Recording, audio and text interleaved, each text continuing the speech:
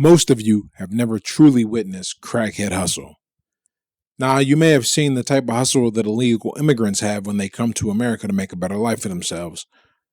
I used to eat at a Chinese food restaurant that was owned, managed, and operated by, Chinese immigrants. There were only 3 of them, but they only closed the restaurant on New Year's Day. The other 364 days of the year were hustle. This is how you set your family up for a better life in the future. This is noteworthy, but is nothing compared to the crackhead hustle. You've seen the type of hustle that your favorite motivational guru says changed his life and will change yours too if you do the same. Now, I changed my life by cutting out all the nonsense and going monk mode and going from making $28 an hour selling phones to $10K a month online in 4 years. This is inspiring to anyone on a quest for a better life. This is inspiring and motivational, but it's nothing compared to the crackhead hustle. Now, why is the crackhead hustle so powerful? To be a crackhead, you gotta smoke crack. This much is obvious, but one thing that many people fail to appreciate is what that statement really means. And I'll repeat it just in case you missed it. To be a crackhead, you must smoke crack. Now, I'm not telling you to go smoke crack to get the crackhead hustle, but I will break down the benefits of being a crackhead and how you can get them without smoking crack. But first, we've got to address something that a lot of people forget. Crackheads give up dignity, sanity, and in many cases, freedom in exchange for the high that comes from smoking crack. They want to experience this high so much that they will stay up for days on end, working odd jobs, doing odd things, and chasing dealers around the city just so they can smoke crack. The best crack high barely lasts 20 minutes. And the come down of the high is like being dragged to the depths of hell. This is when crackheads realize that they have made a deal with the devil. They get incredible stamina, toughness, and bouts of euphoria in exchange for exile to the fringes of society, loss of their dignity, and now they're slaves to crack. If you doubt this, remember, your typical crack habit can cost over $200 per day. That works out to about $6,000 a month. Your typical crackhead is not holding down a 6-figure job, but they don't let a lack of sufficient funds keep them from getting high. Crackheads just get up, figure out how to get money, and continue to pay the cost to be the crackhead boss. This means that a crackhead always pays the toll. Nothing is free. That includes crackhead work ethic. What can we learn from the crackhead work ethic? Everyone talks a big game about working hard, but that's all it is.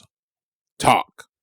It's just talk because it's easier to speak about the moves you're going to make than it is to actually make those moves. In the social media era, you can feel accomplished by discussing your plans on Facebook and getting a flood of likes and supportive comments. You got all the accolades and attention without ever executing or accomplishing anything. You didn't even follow the rules. The real hustlers and grinders can tell who is serious and who is a fraud, but the general public, who never do much beyond the bare minimum anyway, have no idea how to tell the real from the fake. This is similar to what people who haven't spent much time in the street experience when encountering various unsavory characters in an urban environment. For example, your average person can't tell the difference between a crackhead, a homeless person, a drunk, or a guy just having a bad day. To the uninitiated, all these characters look the same, so they must be the same. However, looks are often deceiving. Cubic zirconias look like diamonds to people who don't know any better. Noise looks like real hustle to anyone who isn't actually hustling. Most people aren't actually hustling, so they don't know a real hustler from a lot of the garbage floating around out there. Now, there's a price of this crackhead work ethic. If you've ever been in the street, you know the difference between a crackhead and a bum. If you're a crackhead, you definitely know your own kind from everyone else. As the saying goes, real recognize real. The question you must answer is the same question that all crackheads answer. Am I committed to being a crackhead, or am I just a boy playing in a man's game? Am I really about this life, or am I just trying it out to look cool? I have a friend who tried crack once. He said he didn't like it and subsequently never smoked it again. I used to be acquainted with a guy who smoked crack on 3 different occasions just to see what the hype was all about. He was unimpressed, so he left it alone. These people were not interested or not willing to pay the cost to be a crackhead. Some people have been smoking weed for years but won't step up to crack. Yes, crack is a harder drug, but if you're a pothead, you're already doing drugs anyway. You either step it up or stop doing drugs. Anything else is just wasting time. Either shit or get off the pot. But look at the attitude of your typical stoner.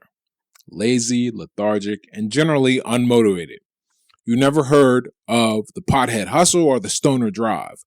You just hear about them smelling bad, dressing like shit, and having the munchies. If someone becomes a crackhead, they've committed to smoking crack. They aren't half-assing it with weed. They ain't pretending to be homeless. They're a crackhead through and through because they decided to smoke crack and they stuck to it. Your problem is that you want it both ways. You want all the accolades of hard work without actually doing the hard work. Hard work is unpleasant. This is why most people don't do it. This is also why most people don't get what they want out of life.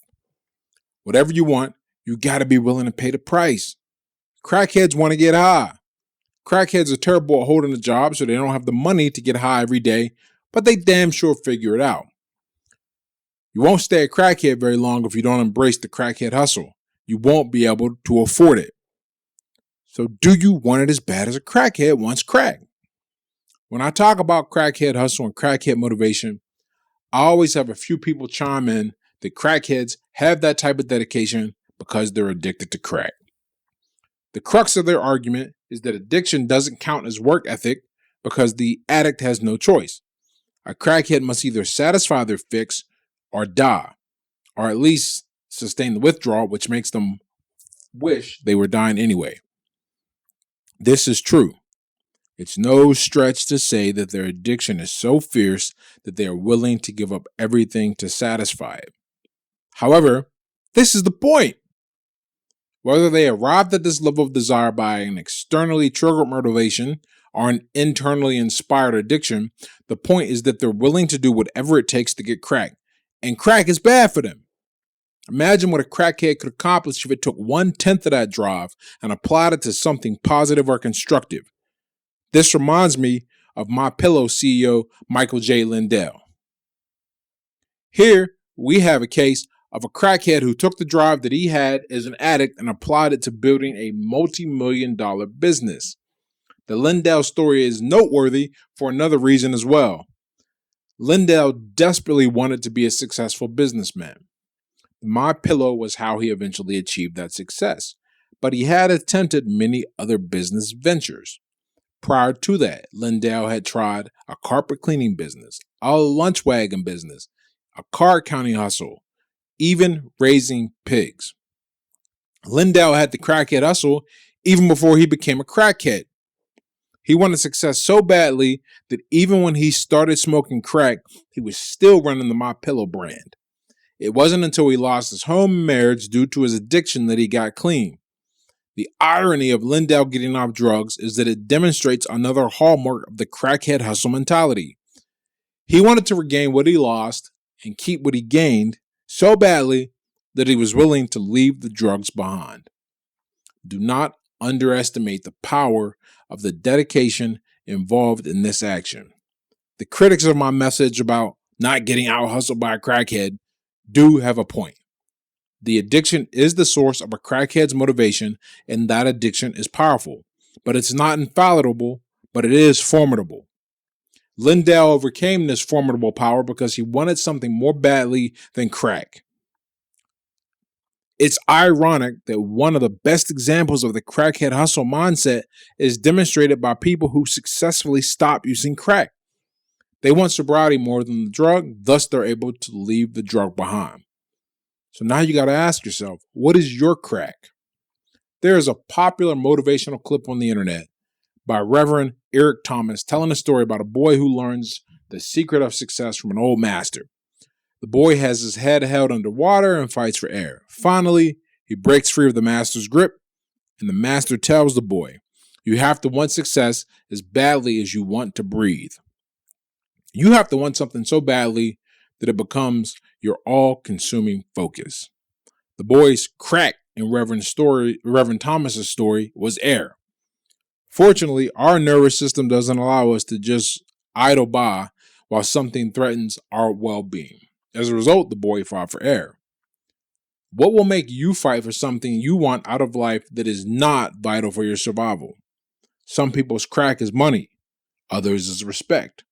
A few just want to master something. Maybe it's all of these things, maybe it's none of them. All that matters is that you don't bullshit yourself about what it is that motivates you.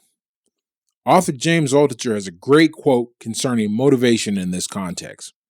When explaining to yourself and others why you did something, Altucher says that's a good reason and the real reason. For example, let's say that you decide to start working out. A good reason for doing that is to be in optimal health. The real reason, however, for many people is that you want to look good naked. When you harness the real reason for doing something, you harness your crackhead work ethic. Now, don't smoke crack, but be like the crackhead. Again, I'm not telling you to smoke this stuff. I'm just saying that it's a decision that crackheads make. This decision costs them something, but what they get from it, they think is worthwhile. It may ruin their life, but crack is that important to a crackhead. This is the exchange that this dedication requires. What's so important that you're willing to do the same? You'll have unlocked the secret to your crackhead hustle when you figure it out.